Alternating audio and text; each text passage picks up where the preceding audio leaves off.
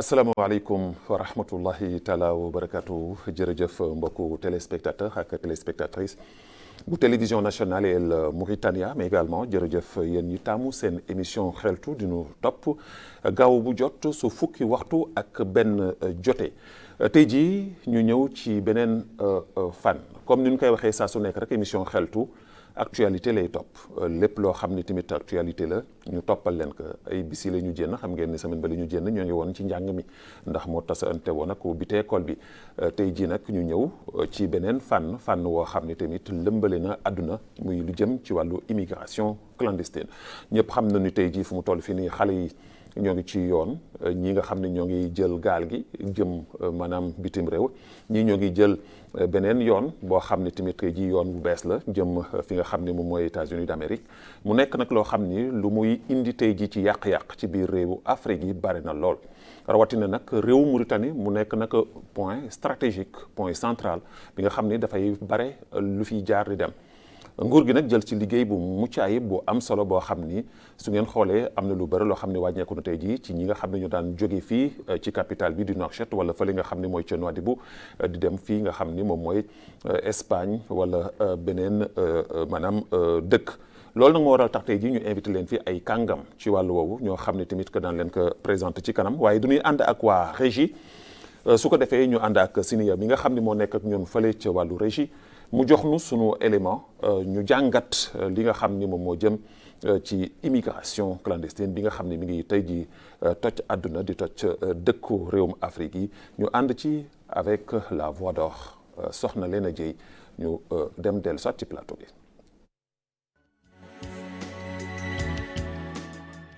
bu njëkkaan Barça nga doon dégg wala Barsaq mu jaraloon leen ñu doon jëli gaal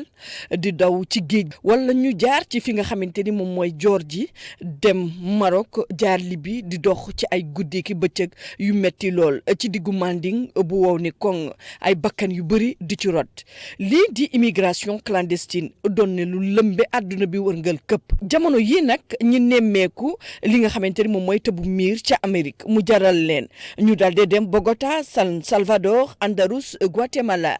tumuranke ji ba Capacola ak i Juana ngir bëgg tekki teral yaay ak baay yenn saa yi nga dégg ci ay diw faatu na di ci dépense nag ay millions yu bëri ñuy wax ne ñaar yu tegal genn wàll ba ñetti millions yenn saa yi ndaw ñi dinañ ko laal ngir dugg États-Unis d'Amérique ñu bëri naan nag loolee ci koppar ndax suñu ko liggéeyoon ci suñu réew yi tey jii duñu tekki ba bañ a dem jël yoonu Nicaragua bi réew Mauritanie jot nañ leen ci wàññal fukki junni ak ñaari ndaw yu tegal juróom-ñaar téeméer yi nga xamante ni jot nañ ca dem ngir tàbbi ji fi nga xamante ni moom mooy États-Unis d'Amérique léegi nag lim bi dakkul ndax mbir maa ngi gën a yokku ci xeet yépp nag ndaw yi réew mi xeet yépp ñu ngay dem daal di wutali fi nga xamante ni moom mooy yoonu Nicaragua bi ndax bu yàggee réew mi dina deseb ndaw loolu la ñuy laaj la lu am solo lool góor gi bu weesoo kaddu yi nga xamante ni njiitu réew mi Mohamed Cheikh Ould Ghazouani nga xamante ni lëmbe na àdduna wërngal këpp ñu bàyyi leen ngeen seetaan ngir mën a xam ana lan moo waral immigration bi waaye xool tamit naka la ñuy jéem ba lépp mën a jaar ci yoon. jërëjëf soxna Léna Dieye ci reportage bu am solo boobu nga xam ni defal nga nu ko jëmale ko ci maanaam mbëkk mi comme ni ñu koy waxee ci wàllu wolof Ibrahima Badiane wala Ibou Badiane maa ngi lay nuyu di la sargal di la sant bu baax a baax ma jox la nga nuyoog mbokku téléspectateurs yi. merci beaucoup Babacar maa ngi lay fay di nuyu sa téléspectateurs yi ñi nga xam ne. fii ci réew mi ak bitim réew ñu ngi lay seetaan saa su ne boo amee émission bi ci samedi à partir de 11h mu nekk émission bu am solo la et tey ma nuyu également aussi ma sœur Salimata Sy nga xam ne tamit aussi mu ngi ciy liggéey bu mucc ay dans le cadre de son association mauritanienne pour la promotion de l'éducation de la jeune fille. donc mu organisé woon fii xëy na moom dina si jarul si benn colloque bu am solo international bi ñu tudd citoyen migrant donc thème bi tey jii vraiment thème bu am solo la parce que actualité la donc depuis quelques années vraiment la Mauritanie non seulement nekk na un pays à l'époque c'était un pays de transit mais maintenant non seulement pays de transit mais pays d'accueil la. ba tax na sax aussi les Mauritaniens les jeunes Mauritaniens aussi jël nañ léegi à un moment donné yoon boo xamante ne daal autorité comme ni nga ko waxee sànq sa introduction. bu ñu jëltu woon ay motukaay dina andi ay problème mu rëy ci wàllu voilà. tout à fait alors soxna Salimata man nuyu la sargal la ci invitation bi nga xam ni accepté nga ko tey jii ñëw ci plateau bi xatoon na lool parce que bi ma lay woo pour nga bokk ci émission bi nga la fekk yaa ngi woon bitim réew alors man nuyu la bàyyi la nga nuyu mbokk téléspectateurs yi avant ñuy song waxtaan bi. merci sama confrère yi merci si Babacar naan si émission bu am solo ak thématique bi nga xam ne thématique nga xam ne tey laal na ku nekk de près ou de loin. Merci Badian aussi et merci d'avoir pensé à nous à cette discussion. wallaay thème bu nga xam ne bu nekk central suñu liggéey. parce que déjà thème bi ça touche day laal être humain nga xam ne à tous les niveaux. te xam nañu affaire bi nu muy perturber. donc il faut soo ñu woowee si yu mel ni te ñu taxalu askan wi te bugg askan wi am jàmm nekk fu nekk. ñëpp di liggéey mu ñu respecter seen droit il faut que ñu woosi la te ñu ngi lay jërëjëfal bu baax. parce que xam nga ñu association yi moom yéen ñu seen accompagnement parce que fu ngeen mun a egg ñun duñ fu mun a egg. tout à fait donc opportunité bu ñu may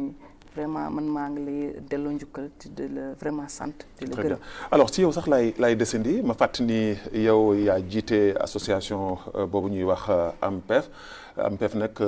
maanaam association mauritanienne pour la promotion de l'éducation donc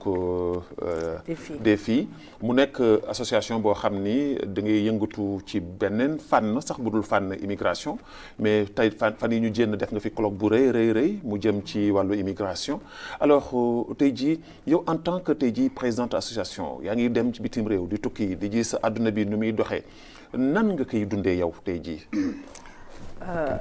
Immigration Babacar waaw c'est vrai il y a en mois de juillet la ñu fi organiser daje bu mag nga xam ne dañu ñëwoon xeltu si wàllum immigration bi parce que comme lu mu ko waxee sànq immigration bi dafa nekk tey au centre nga si dund bi mu nekk ku dem ak ku demul parce que gis nañu immigré yi ñu yoree ñu nekk si seen réew yi gis nañu aussi impact ñu am aussi si état yi ak yëpp donc yëngatu si droit de l'homme nga bañ nekk teg sa xol si affaire bi dana doy waar tuuti parce que xam nañu immigration dana toucher gouvernance dana toucher aspect yi bu nekk moom daf koy laal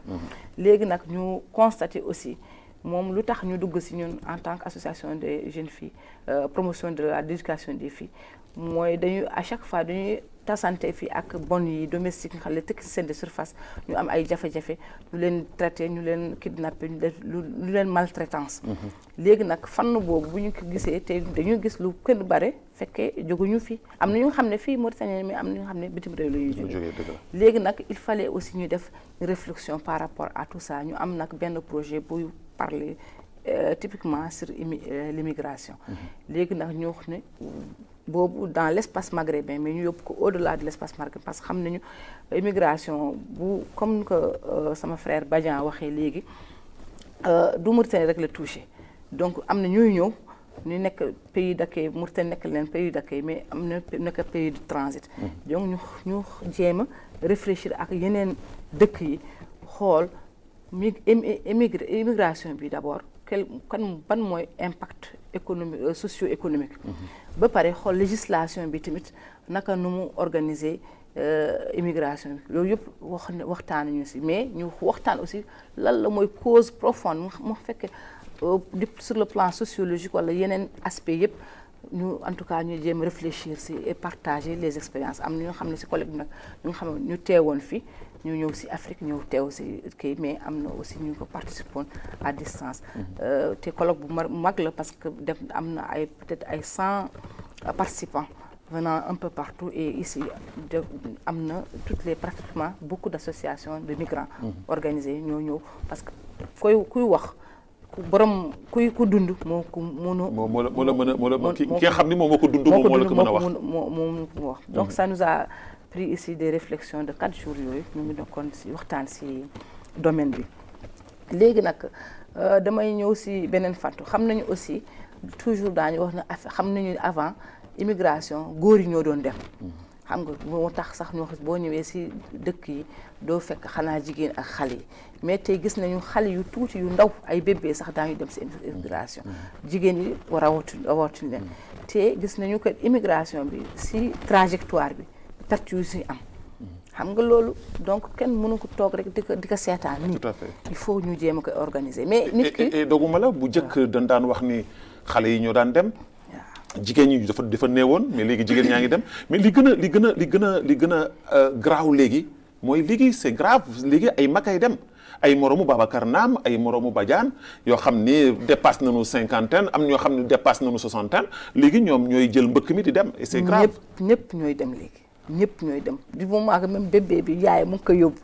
mag yi kenn waxatul. ak jigéen koo xam ne jigéen bu wérul jigéen voilà yëpp gis nañ ko voilà yëpp ñu gis nañ ko te gis nañu ñuy faatu si gaal yi su nekk et puis comment ñu leen traité gis nañu suñu mbokk waa Tunisie tamit na ak yu nekk problème yu nekk foofu ak cohabitation sociale ak yooyu problème yi donc lii il faut ñu wax taxaw si ku nekk fu mu muntu nekk mu taxaw si cause yi lan la mais on peut pas dire que nit ñi duñu dem parce que kenn jurul kenn yàlla sakkul nit mu nekk comme un arbre. absolument parce que bu fekkoon dañ la wax doo bouger dañ lay def da ngay nekk comme garab doo bouger mais nit foo munti nekk daa dem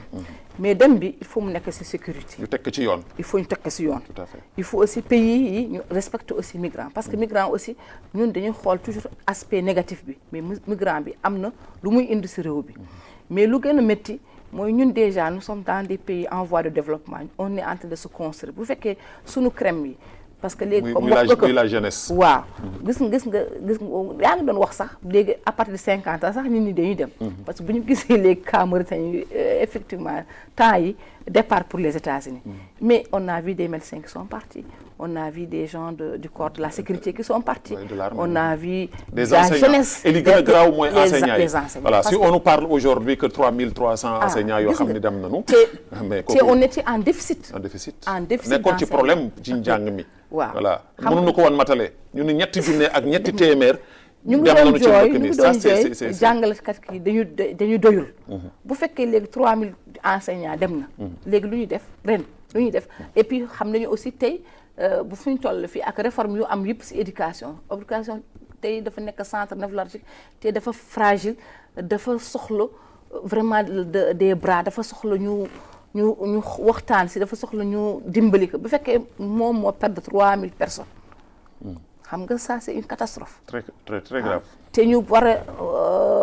xale yi ñu war leen préparer ñoom ñoo war a jël réew mi. ñoom ñoo war a relève bi def di lu nekk. xam nga ça c'est un grand problème. Et sur le plan même bras actif. parce que lu ndaw mun def mag mënu ko def tout à fait. lu ndaw mun a sol ci xelam mag xëy na mënu ko. mag dafa da ngay jéem a lu nga jàngoon déjà ak yooyu da nga koy sàmm. boo ci yokkee tuuti mais xale macha allah réservoir d'accueil de savoir. très bien daanu ñëw sax ci phase bi ngay wax ni léegi lan ban responsabilité la ci état bi am ak lan la ci war taxawee daan ci dellu si at mais damay ñëw ak monsieur Badiane monsieur Badiane ku la xam ni la ni. Journaliste nga mais journaliste buy yëngatu ci wàllu immigration def nga ci ay formation yu dul jeex dem nga ci bitim réew bu dul benn du ñaar alors yaa ngi ciy bindu guddi ak bëccëg tey jii en tant que journaliste en tant que observateur nan ngay dundee li nga xam ne moom moo jëm ci mbëkk mi bu njëkk dañ daan wax ni comme ni ñu ko junjëlee xale yi ñoo daan dem mais léegi tey jii même soo moytuwul sax est-ce que troisième âge bi sax commencé woonu di dem c'est grave alors dégg nga donc tey jii su fekkee ni loolu ñoo ngi ko continuer di ko bàyyi ni muy dem ça devient vraiment catastrophique pour nos pays africains. Effectivement Babacar en tout cas c'est vraiment catastrophique li ñuy dund. Est-ce que xam nga ni déjà de janvier 2003 ba léegi on a perdu déjà la mer à Angoulsi on a perdu dañu perte 2500 personnes mortes ou disparues en mer. depuis janvier. 2500 bi léegi nii. janvier ak léegi. 2500 personnes. Et ça c'est des jeunes. Et comme ni nga ko waxee sànq rek ces 10 ou 15 dernières années c'est la migration féminine. Je vais vous donner un exemple patent ma jox la exemple boo xamante ne ci semaine bii la xew fii Sénégal. ci côté Xayar. 93 personnes les candidats à la migration ñoo jógee vendredi bi 6 octobre. ñu téye leen fee Nouadhibou lundi. le 9. ba ñu jàllale. Ce qui était plus grave c'est que ci biir embarcation boobu il y avait 4 femmes. Donc une femme qui a un bébé de 11 mois. 11 mois 11 mois jigéen boobu 11 mois fukki weer ak benn la doom ji am mu dugg ak moom et semblerait-il que jëkkëram yëgu ko et c'est là où vraiment il faut saluer en tout cas les autorités mauritaniennes ci liggéey bu ñuy def. Gis nga immigration c'est vrai causes yi bëri na. ndax la pauvreté voilà la recherche d'un avenir meilleur en tout cas plus souvent aspect économique bi maanaam wut li gën li la gënal ndax emploi amul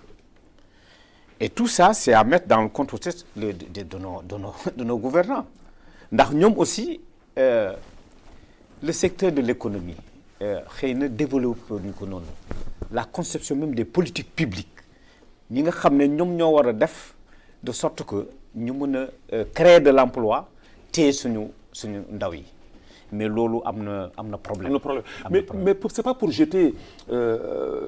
des fleurs à l'État mauritanien mais soo xoolee tey jii maanaam le gouvernement mauritanien par la voie de la sécurité ñi nga xam ne tey jii ñooy topp immigrants yi di leen empêcher liggéey bi ñu ciy def. man je vois que ni su fekkoon ni woon ni yeneen pays voisins yi nga xam ne ñoo jóge je parle du Sénégal plus particulièrement tey jii seen autorités yi ñoo ngi ko doon def peut-être que problème bi yëpp du am mais dafa mel na ñoom du ñuy tëj seen gët ci yenn mbir yi de telle sorte que heure bu ñu jógee foofu daanu traverser maanaam fu bare lu daan fa jaar ba egsi Mauritanie fi ñu sogaan leen fi téye mais effectivement donc ça veut dire que on va mettre le doigt sur le Sénégal. Oui. xam nga départ yooyu yëpp Sénégal la déparé. Tout à fait. Soit au niveau de la petite côte. côté Mbour. Xayar la jógee. départ yëpp c'est au Sénégal. Et on ne peut pas dire que ni. Non c'est-à-dire que où est la sécurité sénégalaise. Pourtant c'est un pays où en tout cas l'Union européenne met beaucoup d'argent. Union européenne. daf leen di jox xaalis bu bëri pour ñu seet ñu saafara les départs. mais dafa mel ni dañu bàyyi seen loxo. et je parle aussi tey boo demoon ci communauté sénégalaise yi ndax man je suis journaliste d'investigation sur la question de migration. mais foo dem rek li ñuy gën a jooytu mooy ñun suñu système de sécurité au Sénégal. ñoo bàyyi seen loxo. donc il faudrait quand même que ñu xool taxawaayu Mauritanie. et là foofu ngay saluer. voilà le travail. non c'est là où je salue le travail de la Mauritanie. parce que pirogue yi yëpp yi ñu kii fii. surtout les dernières pirogues il y a pas heureusement il y a pas de décès. mais ñoom ñoo leen les gardes-côtes mauritaniens ñoo leen téye. gis leen téye Nouadhibou moom kenn mënu fa jaar. da ku xam Nouadhibou benn porte d'entrée et de sortie. donc suñu ko bloqué vraiment véritablement. du jàll moo tax chaque fois bu ñu ñëwee foofu rek duñu jàll. leen téye leen. à un moment donné il y avait de timides départs. et d'ailleurs barki démb rek am na ñoo xam ni jàpp nañ leen ñu conduire leen ñu jëm Rosso. ñu dem Rosso. Ouais. c'est ça. et puis aussi beneen aspect aussi il faut que ñu wax ko xam nga Mauritanie dafa am ay lois mu institué. yooyu dimbali leen trop. dans le cadre de la répression de cette migration irrégulière. pas réprimer kii bi mais teg nañu ay lois une loi boo xamante ne pour le trafic illicite des migrants. boobu c'est la loi de numéro 25 de 2003. ñu tegaat beneen loi en 2010. bi xam ni c'est pour en tout cas le trafic illicite des migrants et d'autres personnes. yàggul ni en 2020 ñu jëlee la loi 017/2020 bi nga xam ne c'est pour la prévention je dis et la répression de la traite des personnes. mais aussi de la protection des victimes. et je pense que Salimi Togo joué na ci en tout cas benn rôle bu important avec son association à l'époque. donc ils ont pu en tout cas découvrir un réseau qui quittait le Mali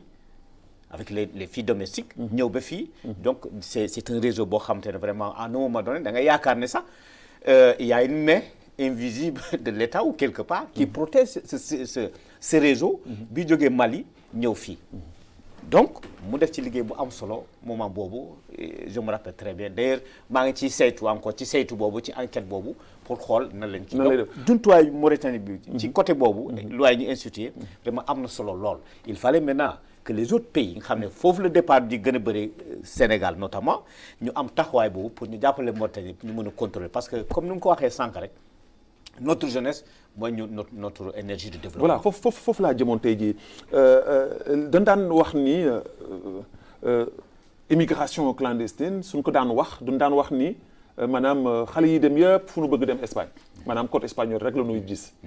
tey jii suñu demee ba ñu am beneen bunt boo xam ni yoon la boo xam ni da ngay jël avion dem Turquie jaar fële dem fële ñu ni Nicaragua léegi moom mooy maanaam nouvelle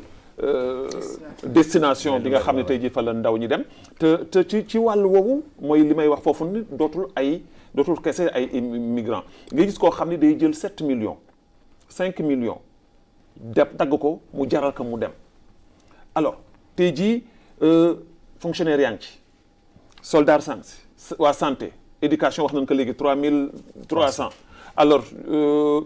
suñu demee ba nga xam ne toll nañu foofu ci biir réew mi est-ce que tey jii jotul les états ñi nga xam ne ñoo ŋànk réewum Afrique yi rawatina fi nga xam ne fa la ñuy jógee di jëm ci wàllu immigration ñu xoolaat seen taxawaay parce que foofu tamit dafa am solo parce que taxawaay boobu moo leen di mën a permettre ñu téye seen ndaw mais ndaw mi nga xam ne toog na fii ñu ni fonctionnaire la ngay liggéey te yow soo weer dee nga jot sa salaire balaa muy mat fukki fan fu mu nekk da ngay leb pour nga dund est-ce que loolu tamit ka taxawul amoo oto amoo kër amoo lenn su ko defee vraiment loolu dafay doy waar. C'est effectivement ça xam nga la responsabilité des États surtout pour ce qui concerne ce cas de figure foofu lañ ko war a teg loxo ndax État mënoo créer emploi ba pare c'est de l'emploi boo xam te ne c'est indécent moom lañ ko mën a wax salaire yi du salaire salaire yi du salaire ma caat la rek oui ma caat la parce que est-ce que am na avantage sax à part ton salaire brut am na leneen ak leneen te xam nañu le fonctionnaire africain nu muy dundee dans une seule famille bu fekkente ne kenn mooy liggéey ñu koy wër sama tante sama kii la famille élargie africaine yooyu tax na salaire yooyu yu ñuy joxe te réew bu mel ni Mauritanie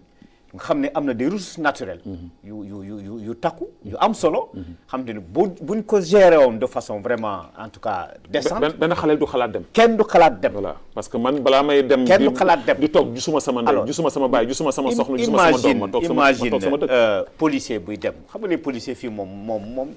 daanaka ni duñ leen ko fay duñ leen fay moo tax ñu bëree ñun ñuy nekk ci gestu ci affaire yooyu nga tase parfois des policiers ñiy rakkate nit ñi et cetera tey ñu ko parce que yow su fekkee te ne sax salaire sax dafa néew balaa nga koy jot mu mel ni c'est un vrai parcours du combattant loolu la de boo ko jotee c'est doyul kenn donc il y a lieu que quand même que les gens pensent quand même à aller dans d'autres cieux pour en tout cas chercher en tout cas d'autres perspectives économiques. Et c'est très important. C'est très important. Alors madame madame Alim Salima alors tey jii li nga xam ne dégg nga que Badiane wax ko jëmale ko aussi tamit que ci ñi nga xam ne ñoom ñooy sunu autorités yi ñi nga xam ne tey jii ñoo ŋànk réew mi c'est vrai kenn doo encourager immigration clandestine ndaxte li ci xew bare na su waxee léegi de janvier ak léegi 2500 ñoo xam ne disparaître nañu wala ñi dee nañu mu nekk catastrophique te lii suñ ko continuer defe naa ni Afrique dootul am jeunesse tey soo xoolee tubaab bi tey jii lu tax Amérique su gars yi ñëwee ñu bàyyi ndaw ñuy dugg c'est parce que amatuñu jeunesse Canada tey jii ñoo ngi ubbi amatuñu jeunesse li ko waral yëpp parce que Covid bi bu mu fi jaaree jël na ndaw yëpp alors est-ce que tey jii jotul ñi nga xam ne ñooy sunu kilifa yi ñoom tamit ñu am beneen vision ak beneen taxawaay ngir mën a fexe def maanaam sunu ndaw ñi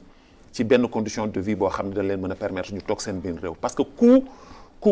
juddoo ci réew su doon sa sago nga dund sa biir réew dund fa jaar fa lañ fa war a jaar mais doo dem di taxawaalu ci àll bi ndaxte immigration aussi tamit ak ñu nekk ci bitim réew tamit métti na lool ci ñoom. Babacar fii xam nga c'est un point important mooy lu tax parce que c'est les causes lu tax nit ñi di dem xam nga c'est facile nga wax nit ki bul dem. bul dem mais bul dem ban alternative nga ko may. voilà lan nga ko jox. lan nga ko jox lan nga teg ci table bi. ci loxoom. xam nga loolu c'est important man je voulais juste ajouter lu Ibou wax yëpp lu ñuy saluer suñu état yi si lu ñuy rôle bu ñuy jouer mooy par exemple aussi le fait d'avoir créé l'instance nationale de lutte contre la traite et le trafic des migrants xam nga loolu aussi c'est très important c'est très important parce que boobu aussi dafay faju parce que dañu doon trouver ay cas pour faj leen c'était la croix et la bannière mais avec l'instance yaakaar naa daañu def liggéey bu rafet si wàllu mais on revient toujours aux causes yi xam nga fii cause bi am nga cause culturelle am nga cause étatique mooy la gouvernance nu mu ko defee nu mu ko taxawalee ak yooyu mais il y a la société elle-même xam nga am na yenn si sunu en tout cas bon je parle de la Mauritanie que je maîtrise le plus il y a dans certaines si yenn askan yi dem pour eux c'est un luxe c'est un prestige loo munti nekk loo munti def loo munti am bu fekkee rek tu n'es pas un immigré jógoo France wala jógoo États-Unis yooyu duñ la respecter doo am sax benn valeur si sa dëkk malgré compétence bu mu mën a am malgré assise bi nga am assise financière bi nga am parce que même soo ko amulee sa waajur sax am na ko wala sa frère am na ko donc gis naa même si gis naa parents yi ñooy jël di jaay seen alal seen takkaay yóbbu seen doom am na ñoo xam ne dañuy dem par la voie légale am nañu par la voie pourtant xam nañu par la voie irrégulière dee mën na si mucc mais c'est que ça c'est le regard social bi dafa peser d'une façon ki nga xam ne day détruire keneen ki sa dignité et son truc donc on doit agir au niveau des familles changer de comportement ça c'est parce que kenn jurul doomam pour mu dee absolument te yàlla mooy may da ngay liggéey yàlla may la mais yàlla waxul rek yoonu clandestin bi rek moo am ouverture donc il faut que déjà cette éducation qu'on revienne. Et alors foofu balaa ngi sax continuer ma yokkal la ci parce que tout n'est pas rose aujourd'hui soo xoolee tey jii ñi dem ñi tey jii ci immigration bi tey jii ñu bëri ñu ngi dellu si am na ñoo xam ni dem nañ fa nekk nañ fa 8 mois 9 mois ba am problème mu lekk ak naan ñoo ngi dellu si mais le plus grave man gis naa nga xam ne yaayam moo jaay këram 6 millions xam 7 millions yóbbu foofu doom bi def foofu sax 2 mois ñëwaat na voilà et voilà la maison est perdue et l'enfant si c'était un investissement léegi da ngay dem louer ji da ngay dem louer ji donc nit ñi dañu war a réfléchir donc la société aussi il faut xam nga on a perdu nos valeurs on est en perte de vitesse absolument xam nga léegi ku am rek kenn xamatul kii dafa am dignité kii dafa am principe kii du sàcc kii du fen xam nga loolu moo nekkoon avant suñu valeurs yi dañ la de respect même fekkee yaa ngi dem fekkee su nga sol di amul benn importance mais tant que tu as des critères de principe de dignité nga xam ne tu as en tout cas de valeur mooy doo fen doo lekk lu nga xam ne moom yaa ngi liggéey au moins jaay sa doole la munti am en tout cas tu as gagné ça de ton fond doo tàllal loxo ak yooyu on te respectait tu étais au summum de la société aujourd'hui il y a la perversion affaire bi dafa yow nga am xaalis da nga ko sàcc da nga ko foo ko am loolu moo tax nag ku nekk day dem risque vie am maintenant il y a le problème de la responsabilité des États État moo am gouvernance État moo war a tolloo doomam yëpp État tey bu demee par exemple réew bu mel ne Mauritanie mu nga xam ne on est en pleine construction on a besoin de tout le monde xëy na sax on a besoin des gens qui ne sont même pas des Mauritaniens pour taxawal réew bi parce que xoolal Dubaï c'est pas les Émiratis qui ont fait ça c'est l'ouverture qui a fait de ce pays-là un grand pays une plateforme tournante donc la Mauritanie aspire vraiment à être un grand pays à se positionner dans ce monde plus que en tout cas la place qu'elle occupe aujourd'hui bu fekkee yow dem nga parce que la culture de l'émigration en Mauritanie c'était juste quelques parties je peux dire par exemple quand tu prends vers l'Assaba ils partaient surtout au niveau de l'Afrique de l'Afrique pour outil diamant de l'or et des choses comme Afrique ça centrale quoi oui Afrique centrale mais ou bien être des commerçants en tout cas c'était dans notre continent encore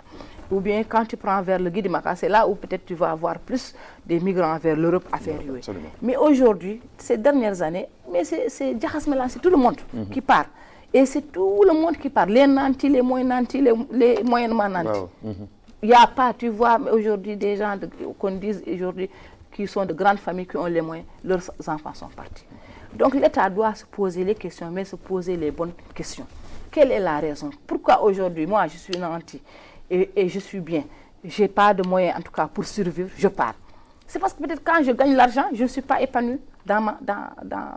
nekkuma à l'aise si sama dëkk. Loolu moo tax léegi nag lu mooy nanti pourquoi peut-être xam na problème lu ngi wax discrimination affaire injustice yooyu yëpp day indi problème. Donc il faut que état xooluwaat si politique am pourtant état mu ngi def politique bi pour takk si wàllum liggéey xale yi. L'emploi de la jeunesse, l'employabilité de la jeunesse, mais loolu du doy tant que aussi tout à l'heure Badian est revenu dans le travail décent. Le travail décent, c'est important parce que bu demee ba ñu xam ne ñu si def ay convention di syndicat di liggéey si c'est que dafa am le travail décent déjà mooy lutter par rapport à beaucoup de boobu bu fekkee bu yow un employé ñu def teg la fen yow Babacar Naam tu es à la télé si tu n'es pas bien traité peut-être ton émission tu vas pas bien le faire. Absolument. Si tu l'as fait bien c'est que tu as un engagement da nga am pas-pas rek nga koy def mais pour aller faire ces reportages pour ces investigations et tout ça ça te demande des moyens. Oui, tout à fait. Le minimum.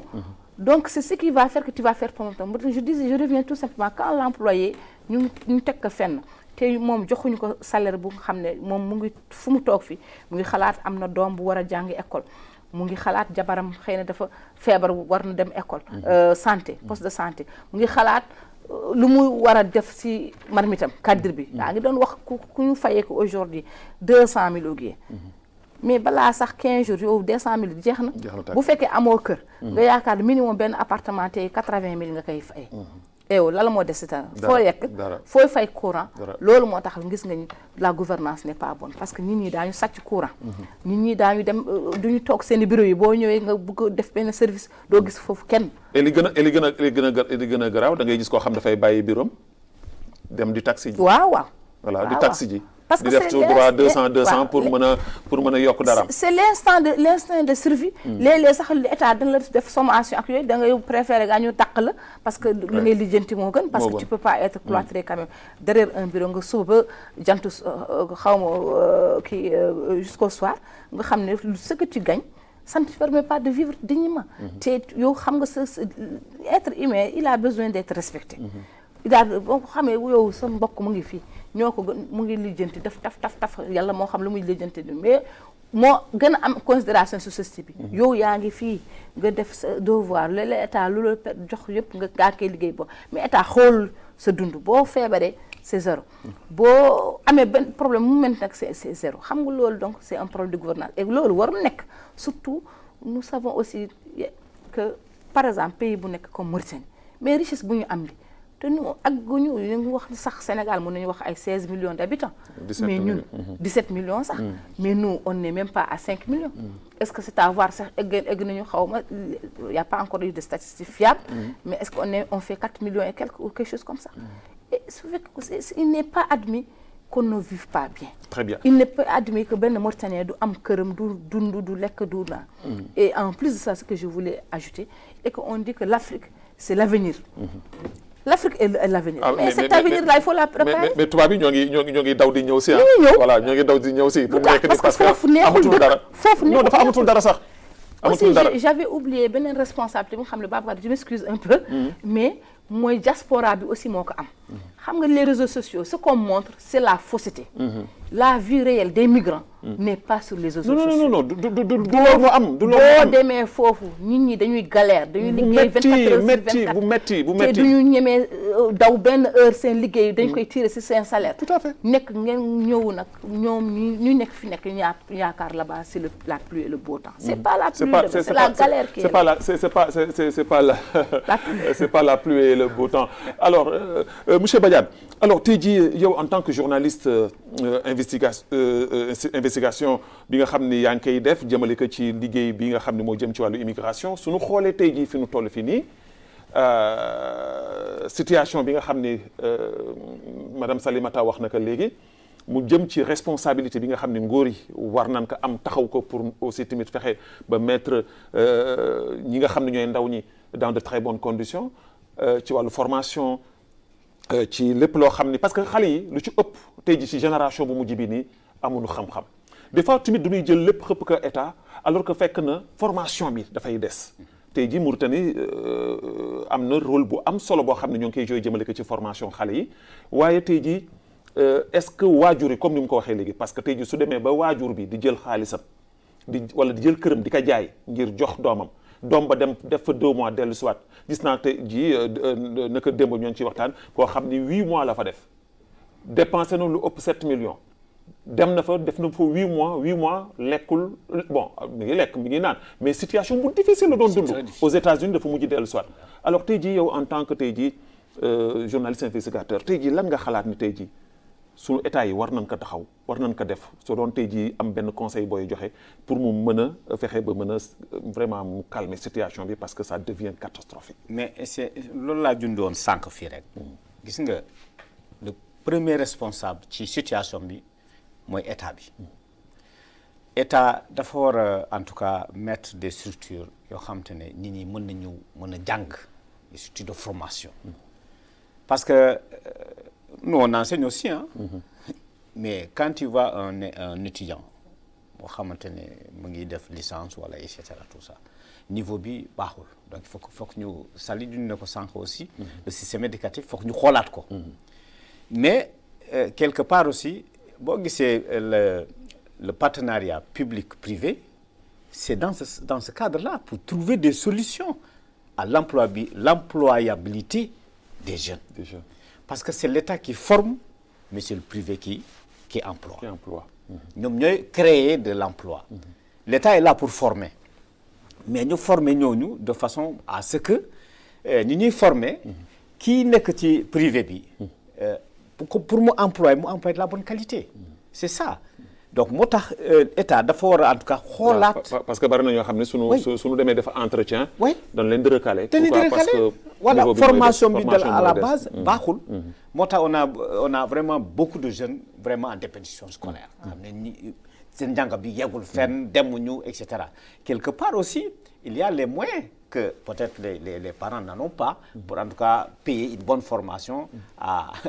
ces jeunes-là qui aspirent quand même à avoir en tout cas une formation de qualité et cetera. Et d'ailleurs loolu moo waral tey jii moo multiplier aussi tamit que la délinquance. tey jii vraiment tey jii dañuy gis ay xale yoo xam ne xale 12 ans 8 ans barki démb. un enfant de 12 ans moo doon agressé imagine xale bu am 12 ans. mais boo ko laajee demul école parents yi sax seetoon ko y a la démission des parents y a la démission des pouvoirs publics mais y a la démission aussi des parents. donc ba tax na sax xale yi sax léegi sax man boo doxantee sax da ngay xam ni vraiment il y a quand même nit ñi dañu bàyyi seen loxo. donc il faut que ñu xoolaat encore xale yi ñu bàyyi ñu dem noonu. xale boo xamante ne amul occupation c'est-à-dire demul école demul dikkul gontu amul mu toog kër ga lu muy lekk xëy na peut-être il y a une grande famille suurul yooyu alors qu'est-ce qu'il va faire il va regarder celui qui a quelque chose une montre wala un type pour mu jël ko rek xam nga ñun journalistes yi ñooy gis lu nekk ñooy dem fu nekk ñooy xool lu nekk dama lay jox benn exemple la semaine bii damay dem di dem si sama coiffeur bi may jénn maa ngi gis tànganaat bi mu taxal ak moom di dàq xale yi ma ne ko mais xale yi lan luy def nii mu ne ma du ñuy toog ci booru tànganaat bi su ku ñëw ku jënd lekk ba pare ñoom du ñuy desit boobu lu ñuy ñëw di ko soos di ko lekk ça veut dire que kooku këram voilà suurul wala sax reerul suurul voilà c'est ça le problème et puis aussi beneen fànn bi ngay wax aussi les familles xam nga wax na lu am solo c'est culturel am na des familles yoo xamante ne c'est culturel donc kii dañuy xoolante xam nga nos familles africaines la polygamie aussi ça joue dans ça su fekkente ne man j'ai 2 ou 3 épouses 4 épouses supposons sama benn jabar bi doomam dem na bitim réew keneen kii doomam demul mu ngi fii et cetera kooku rivalité boobu dina xalaatam yëpp mooy voilà dina xalaat parce que kii mu ngi yónni même su fekkente ne mu yónni papam muy entretenir famille bi mais yaayam aussi lay gën a yónni lay gën a jàppale donc kii loolu dina tax sax mu motivé wu naan damay jaay sama takkaay jox ko sama doom tamit mu daal di dem moo tax nga gis ni des gens yoo xam te ni mënuñu am visa ils empruntent en tout cas ces voies très risquées. mais monsieur Badiane man xam nga li ma gën a xaw a jaaxal mooy lan mooy problème bu tey jii xale yi parce que damay gis ni tey jii soo xoolee la situation bi li xewoon Maroc temps yi la ci gannaaw et di continuer sax di fa am Tunisie la fa xew la xew Libye ci maanaam maltraitance bi nga xam ne ñoo ngi koy def tey jii les immigrants te teewul xale yi da ngay sëy dégg koo xam ne soo ko tàllul micro daf lay wax ni la suba su ma amaatee moyen damay dem. Mais ma jox la en 2013 j'ai fait l'Espagne à Madrid dans le cadre des investigations c'était avec la crise européenne là. voilà ñu demoon ma demoon xool nan la immigrants yi di dund parce que ñoom tamit dañu am problème. donc ñii nan la ñuy dund xam nga xale yi j'ai rencontré les Sénégalais. En tout cas les subsahariens. Maliens, Guinéens et cetera ñun ñëpp Gambiens yëpp. gis naa leen foofu. xam nga xale yi lan la ñuy wax ma ne ko mais yéen situation bi ngeen dund fii vraiment dafa métti est-ce que mënu leen dellu kër ga ñu ne nous préférons la galère. la galère en Europe que de vivre la misère en Afrique loolu moo tax ñu jaral ñu naan Barça wala Barsac. donc ñu dee moo ñu gënal on revient toujours en tout cas à le manque d'emploi le manque de perspective de la jeunesse africaine comme Salimata wax na ko sànq da ngay gis koo xam ni dafay am assise bu dëgër am situation bu baax da nga fiy fekk fii benn tailleur boo xam ne mi ngi am atelier bu ngande boo xam ni atelier bi chaque jour mën na dugal 40 000 mais bëtam du gis dara comme ni nga ko waxee dem rek la parce que dem bi pour ñoom voilà man maa ngi jógee Espagne maa ngi jógee Canada maa ngi jógee États-Unis. Je te donne un cas emblématique 2019 il y a un tailleur un gosse tailleur fille on a fait un reportage j'ai fait un reportage d'ailleurs c'est l'élément là qui m'a donné le titre le prix que j'ai eu sur la migration. Un jeune tailleur qui venait de se marier avec un bébé de 6 mois mu jaay atelier bi yëpp li fa nekkoon comme machine daal di taggu ne dafay dem mais fii la dee noo di mu maam xaar imaginez oui foofu la dee jaay na machine yi yëpp mu bàyyi une jeune fille de 18 ans à peine ku am avec un bébé de 6 mois donc c'est-à-dire que des situations yoo xamante ne yow boo déggee loolu yow déjà am na li nga jàppandikoo. bu njëkk bi gaañ dañ daan wax ni bon affaire yi du neen dafa am géej lu ci nekk. mais non moi je man loolu quoi. y a rien situation yooyu rek dañ dund. mais aussi comme tu l'as dit quelque part ñi nekk fële. wala sali diaspora bi fële. ñooy toog di naan non fii moom ça va et cetera. bon. Quand tu dis que mais ñi nekk foofu ñu ngi galérer ñu ngi sonn nañu et cetera tout ça voilà ñi naan mais sonn nañu mais suñu ñëwee indi benn xottu oto ñëw rek laa la wax ni di ci dem di jaabantu gu fi jën fii xale bi koy gis te dëkkaale woon ak moom ci koñ dafay wax ni kii manqué wul dara. parce que pour d'autres aussi naan voilà loo fiy def ataaya kese kii yooyu mënoon nga jëngu comme sa morom et cetera tout ça. mais ñun parfois dañuy ci reportage yi da ngay ci investigation ngay gis situation yoo xamante ne ñooñu dañuy naan ñun en tout cas c'est fini on doit plus prendre ces routes. mais comme ni nga ko waxee la route du Nicaragua. mais démb dama doon déglu émission de Juan Gomez là. sur RFI. mais des gens qui témoignent Mauritaniens qui témoignaient que léegi ñi fa nekk dañoo sonn parce que amatuñu lu dem xam nga fan la ñuy dem.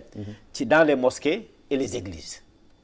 ñu dem tëdd foofu. tu imagines un Mauritanien musulman bi nga xamee Mauritanien ni mu fonkee l'islam mu dem ba mu jaral ko mu dem di tëdd ci église. parce que ñàkk pexe ñëw ñàkk pexe la. voilà loolu beneen affaire la war nañ ko mën a xoolaat bu baax ñu seet état responsabilité boobu ak taxawaay boobu ñu waroon taxaw. mais on ne peut pas en tout cas amener les jeunes Mauritaniens pour en tout cas les faire pourrir là-bas. alors Salimata déjà xëy na sax nguur gi yéex na ci jóg mais jóg nañ ci parce que gis nañu ni ñu daan demee am na buntu yu bari tëj nañ ko ba nga xam ne xale yi léegi difficilement la ñuy jénnee fii di dem mais ba tey dem bi mi ngi am alors tey jii yéen. en tant que ay association nga xam ne yéen a ngi yëngatu ci wàllu boobu yéen a ngi dem di dellu soit yéen a ngi gis situation yi et rawatina surtout situation jigéen ñi parce que c'est important de le souligner tey jii lan mooy pexe ak yéen lan mooy seen rôle en tant que association ngeen war a tey jii taxaw pour sensibilisation bi gën a dem gën a taxaw parce que association yi ngeen am yi dafa am solo lool waaye du ñuy gis ni visibilité bi dafa des ñu gis ni accompagnement aussi tamit yi nga xam ni les services audiovisuels maanaam muy télé wala sax lu jëm ci wàllu communication dafay des yéen lan ngeen yaakaar ne war ngeen mën ko def mën di lëngaloo pourquoi pas la télévision nationale pourquoi pas les télévisions privées pour ngeen mën a fexe ba sensibilisation bi mën a dem mu doon njariñ boo xam ne day nekk njariñu Mauritanie képp koo xam ne doomu Mauritanie nga te di dund fii. waaw merci Babacar question bu am solo la xam nga association le monde associatif moom il faut nga nëkk si pour xam jafe-jafe yi ñuy dund tout à fait. xam nga audiovisuel neex na neexul. lu tax ñu pour ñun neex na parce que bu ñu jokkoo ak ñeen daañu lu ñu suñ liggéey mooy gën a takku dañuy dem fu sori toucher lu ba foofu lay gën a am impact mais dafa metti moom pour approcher le il faut nga am les moyens xam nga ñu bare xëy na yow tey aujourd'hui tu nous as invité ak yëpp mais ñu gën a bare dañuy yaakaar ne association dañu am xaalis dañu am ay budget di am ni il faut donc nga fay te yow xam nga benn minute communication dafa cher voilà te ba ñu demee même si fekk dañ ko bëgg budgétiser si projet yi léeg-léeg bailleurs yi duñu nangu parce que dañuy wax ne journaliste dafa war a dem à la quête de l'information kon suñu ko woowee amul raison ñu koy jox dara xam nga et loolu yow déjà xam nga journaliste yi boppam ñoom dañu am problème seen jafe-jafe donc ñu ñaar dañu mais su fekkoon amoon na foofu benn partenariat bu fort voilà foofu laay waxee man partenariat bu dëgër boo xam ni dafay jaral sax ngeen bañ jaar ci Babacar Naam parce que xëy na su ngeen jaar ci Babacar Naam moo am lu mu leen di teg mais ngeen jaar ci maanaam pas institution yi seulement mais même au ministère bi nga xam ne tey jii moom moo géré kër gi moom mooy toppatoo lépp mu nekk partenariat boo xam ne da ngeen koy signé entre ministère bi ak association yi ngeen doon yi nga xam ni su ngeen bëggee am accès ci télévision yi su ngeen amee ay activités ñu mën di ñëw di ko jël si parce que loolu tamit c'est très important parce que tey jii télévision bi tey jii télévision publique la réew mi yëpp ko moom waaw ministère de la communication sax léegi dañuy yónni foofu ay courrier pour ñu dimbali ñu en tout cas ci couverture médiatique mais il faut que ñu renforcer ko il faut partenariat bi mu gën a taxaw mu gën a dëgër léegi ñun suñu ñun nga xam ne dañuy yëngatu ci droit de l'homme parce que ñoom d'habitude ñoom ñooy embrasser migration ak yooyu suñu taxawaay dafa important suñu taxawaay dafa important déjà non seulement en tant qu'alerteur mais en tant que nga xam ne dañuy def prévention mais en tant qu'accompagnant dañuy ànd ak nit ñi parce que si boo gisee si wàllu migration problème yu si am c'est trop et puis tu trouves n'importe quelle façon des problèmes inimaginables et loolu parfois ku migrant bi day nekk victime te amul benn taxawaay fu mun taxaw ba pour dimbali boppam te Ibou wax na ñu ngi peut-être aux États-Unis dans les églises wala ñu ngi ci biir mosquée yi ak yooyu bu foofu c'est sûr am na ay association yoo xam taxaw di leen dimbali te gis nañ loolu de donc c'est la même chose fii lu ñuy def donc il faut ñu suñu rôle aussi c'est le rôle de la sensibilisation donc pour le changement de mentalité surtout au niveau des masses au niveau communautaire au niveau de la société expliquer leen déjà ay enjeux yi expliquer leen que am na immigration bu responsable on peut pas dire aux gens de ne pas partir ils vont partir à la découverte mais booy dem nga jël voie bu sûre yow doo dem parce que ne serait-ce que être un musulman parce que musulman sa bakkan dafa fort dañ la ko dénk donc boo demee di ko sànni yow tu es auteur devant le bon Dieu parce que yow da nga dem sànni sa bakkan nga dee si donc ñun suñu wàll daañu vulgariser aussi ñu xam ne loi ku nekk dafa war xam ses droits ku nekk aussi yaa ngay dem da nga war a xam ton droit et ton devoir parce que boo ñëwee si benn dëkk foo munti nekk même déplacé entre des régions yi tu dois savoir lu nga war a def ak lu war a def da nga war le minimum c'est d'avoir ces pièces le minimum c'est de respecter la loi c'est de respecter voisinage am même daañu jouer de rôle sur la cohabitation parce que gis nga ñu fii léegi ñu bare dañuy wax les Maliens nous fatiguent stigmatisent des communautés mais peut-être ils ne tolèrent pas les migrants alors il faut mu am tolérance bi parce que Mauritanien dana fi jógee dem feneen dëkk mais keneen dana ñëw fii dëkk ci Mauritanie donc il faut qu'on se respecte il faut donc tout cela nous on joue dans mooy li nga doon wax sànq rek waaw que ni immigré moom mooy doxal réew sax mooy doxal léegi mooy doxal te colloque bi ça c'est du arrêté fii parce que dañuy def déjà benn cellule benn réseau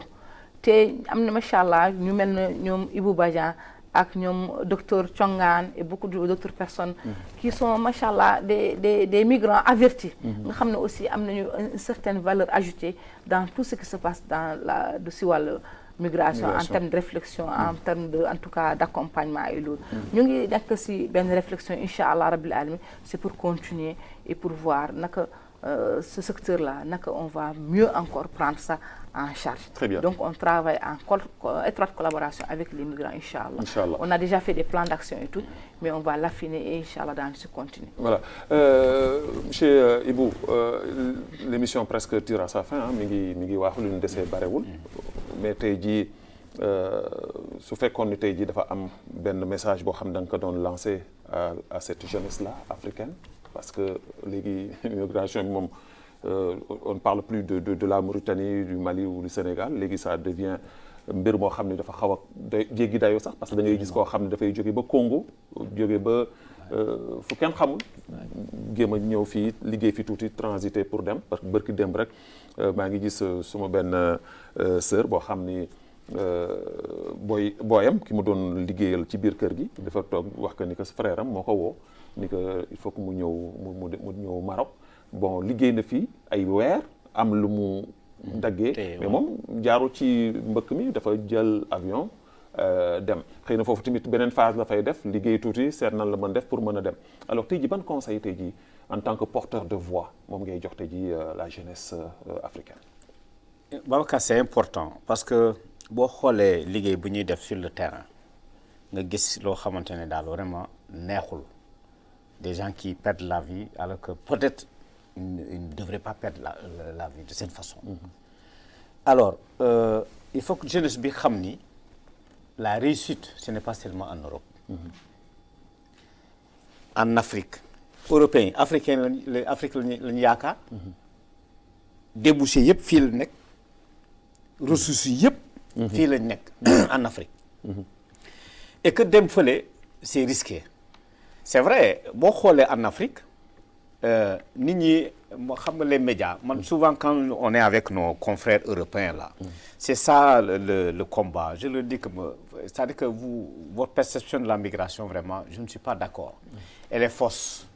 Combien de migrants combien d'Africains qui partent en Europe? À peu près moins de 20%. Mais plus de 80% de la migration c'est interafricain. Hein? C'est entre en Afrique. Ça, ouais. Et d'ailleurs un rapport de l'OIM de mi-2020 vers juin 2020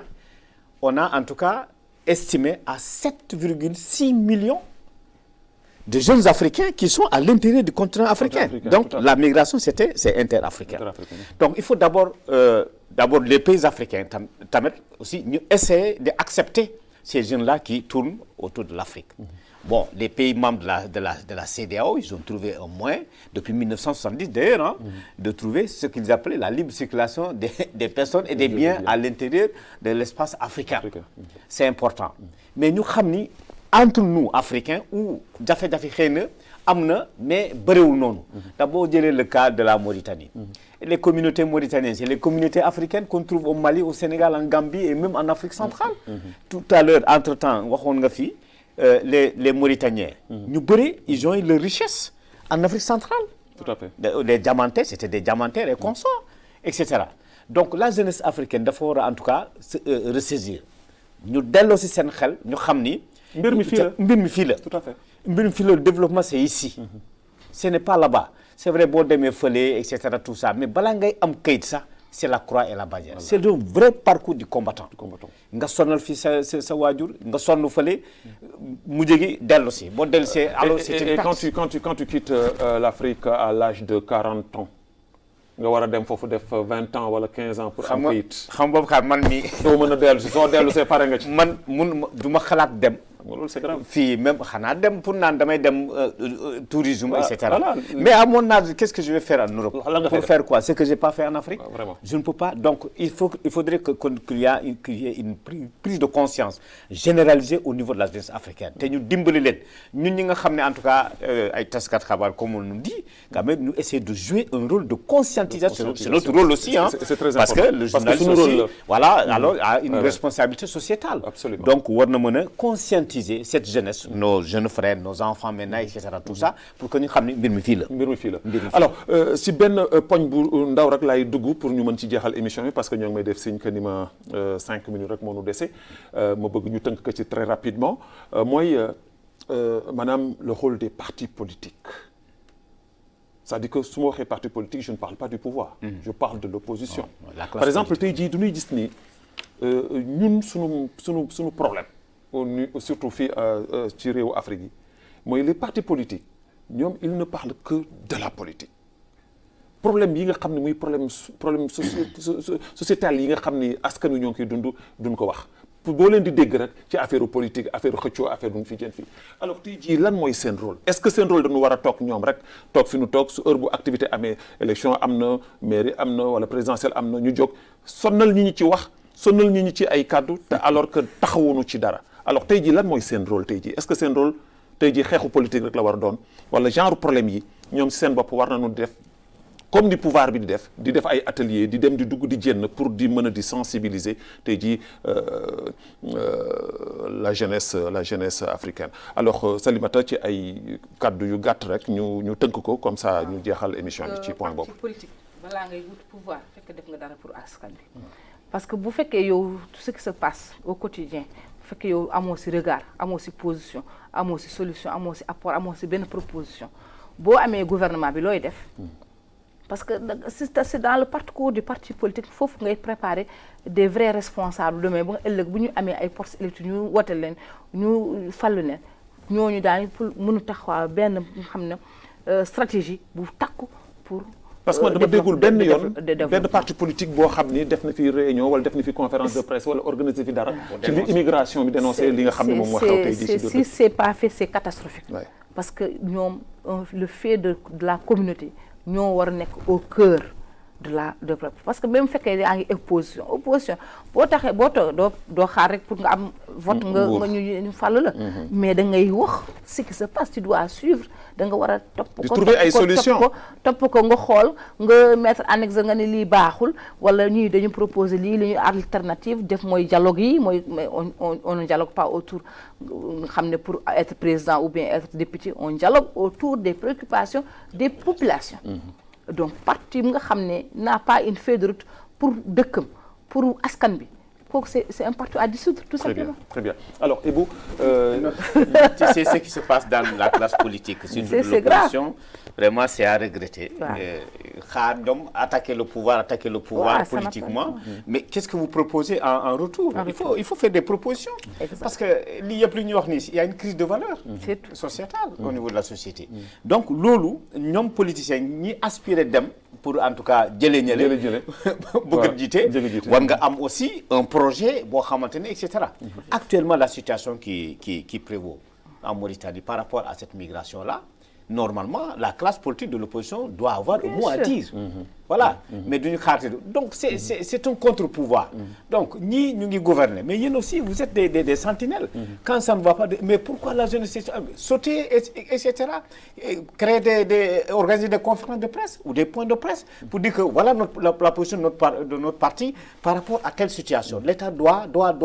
et cetera mais nous en retour aussi on est en train de faire ça. Voilà c'est dommage que l'émission jeex na tàkk ñu ngi may def si xanaa ci ay secondes rek ngeen tàggoo ñu joxe daje parce que émission bi xajul ci benn émission mais daan defaat une deuxième partie voilà ci 30 secondes rek kenn ku nekk. non merci beaucoup vraiment émission bi si ce thème d'actualité boo xamante ne pendant 4 heures sax boo ko waxee sax du doy. mais Boubacar merci beaucoup déjà ci invitation bi mais ñi remercier aussi la TVM. parce que li ngeen di def en tout cas c'est important. ndax les télévisions les médias ñun on a rôle bu ñu am ci société bi mooy en tout cas. Aider l'État en tout cas à réguler en tout cas la société. Donc le rôle de conscientisation, d'éducation et cetera tout ça donc yooyu yëpp ñun war nañ ci mën a taxaw. Donc ñu gën a en tout cas dugg ci société bi ñu xool loo xam te ne demul ñu wax ko ñu dénoncer ko teg ko ci table bi état bi mën ci jël. voilà Salimata ci ay secondes. vraiment Babacar man maa ngi leen di gërëm di la jërëjëfal yow ak sa mbooloo coéquipier yi. et comme il l'a dit remercier l'État aussi à travers télé bi ak plateforme ouverte en tout cas si invité yi mais comme a dit Badian, moi je vais juste le peut-être appuyer et que vous votre rôle est important xam ngeen sans vous rien ne peut se passer sans vous il y a pas de développement il y a pas de changement de mentalité du am kenn du am xam-xam yi sax xëy na day des donc seen rôle dafa important il faut ngeen jokkoo bu baax ak acteurs yi ñu ngeen def plateau yu mel ni de temps en temps aussi c'est important di leen remercier aussi les téléspectateurs très bien ñu merci beaucoup di baalu aussi sama wolofu demul non mais c'est bien le message très bien reçu et bien passé donc alhamdulilah di gërëm yéen tamit que yéen ñi nga xam ne yéen ñu topp di seetaan seen émission xeltu mais di remercier waa IGEST l'équipe technique Ebi régie Sinia Mint Yedali nekk fale moom tamit ci wàllu régie son Fatimitou Mint Mawlud ak Atnan ñoo ca nekkoon caméra Cheikh Oul Mouhamed Lemine nodal Sidi moom moo àndoon ak ñun réalisation Oul Moutali di gërëm di sant képp koo xam ne yéen a ngi topp seen émission xeltu ci télévision nationale la chaîne leader ñu leen jox daje incha allah samedi prochain ci beneen émission ci yeneen i kàngam ci biir réew Mauritanie wasalaamaaleykum wa rahmatullahi taala wa barakatuh